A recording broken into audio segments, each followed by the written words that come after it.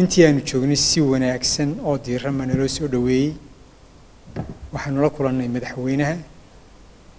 waxaanu la kulannay wasiiro dhowr wasiir baan la kulannay wasiirka maaliyadda wasiirka shaqada wasiirka cadaaladda wasiirka budgetka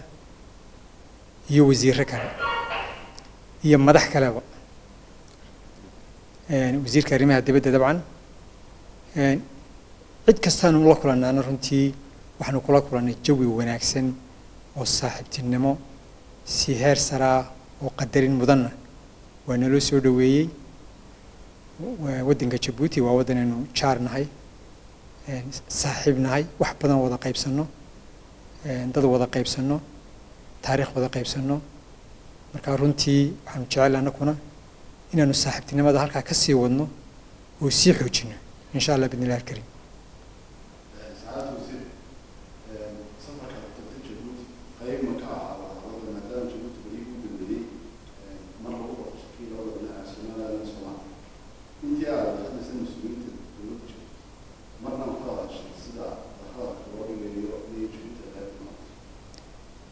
waa ka codsanay madaxweynaha Jabuuti inuu ka odayeeyo wada hadalka inoo socda innaka iyo Soomaaliya wada hadalka Somaliland iyo Soomaaliya u socda ummadana ha Somaliland oo kaliya iyo Soomaaliya oo kaliya waxay dan u yihiin gobolka oo dhan Jabuuti Ethiopia Kenya marka giddi dambay noogu wada jirta in wada hadalladaas guul laga gaaro مسؤول حرية وحضارة الصومالية وهكذا حبيس الجملة وبهنت قرار واحد دابعي إن دولة تركيا وتوقع شيء ما لها دخل كله قدر هذا إذا كم موقف عن حكومة الدولية حكومة والله موقف كادور شيرو هرايان كهذا اللي أنا ونوان كهذا اللي حمنا كريه دولة وكهذلين وده هذا الك لبضع ودن وحقوق سن والله حل ساري لبدأ الدولة شرعي إنه نساس ورناه شرعي إنه وحنا حل سارن دولة